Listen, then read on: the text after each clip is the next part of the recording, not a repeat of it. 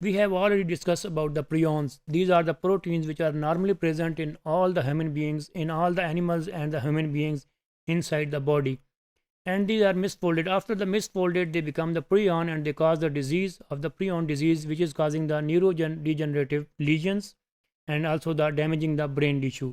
Therefore, what are the prion structure? What is its normal structure and what is the basic change in its structure, which is the cause of the disease? The normal proteins, the prions are the normal proteins already present. They are about 200 to 250 amino acids are there and twisted into three telephone cord like coils. They are twisted into three telephone cord like coils and they are named as helices with the tails of more amino acids. It's their normal protein and it's their normal structure.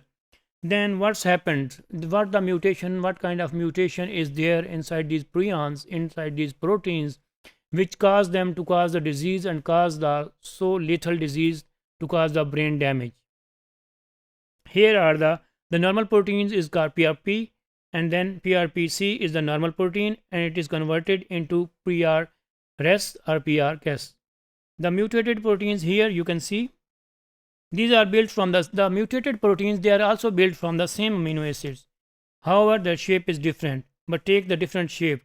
And the basic characteristics of the prions is that they are 100 times smaller as compared to the smallest virus particles. Therefore, they are very easy to cause any kind of the disease.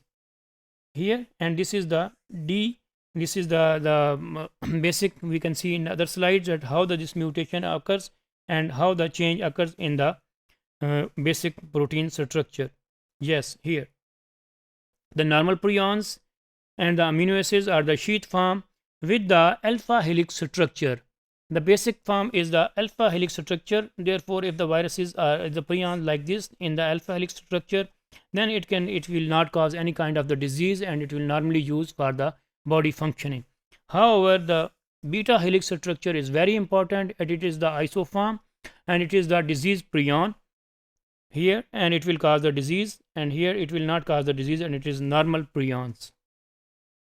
So how the prions are different from the bacteria and the viruses? First of all, the prions are not come from the foreign body. They are already present inside the body. Secondly, they are just only the proteins. They can replicate by itself because they have already their protein. Prions don't contain any nucleic acid. They are already protein.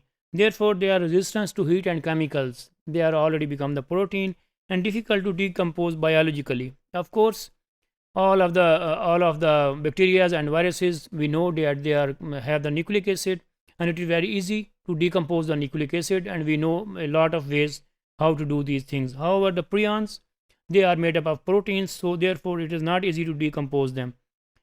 Similarly, because of their structure of the proteins, they are capable of surviving on the soil for many years. So normal proteins, they are misfolded, they are isoforms and abnormally folded and give reaction towards the misfolded proteins and abnormally folded proteins. Of course, these abnormally folded proteins become pathogenic and they are able to cause the disease in the brain tissue and cause the degenerative neurodegenerative diseases. Causes similar proteins to misfold too. And this has also ability to, if there are some other more prions are there, it can cause them to misfold too. Then the replication. Of course, they have the unique structure of the proteins. Therefore, it's very easy for them to replicate on their own and become the infectious at any time. Occur in the two form, the infectious are occur in the two form, PRP-SEN and PRP-RES. RES is the most infection form. It causes the diseases in the human beings, in the animals.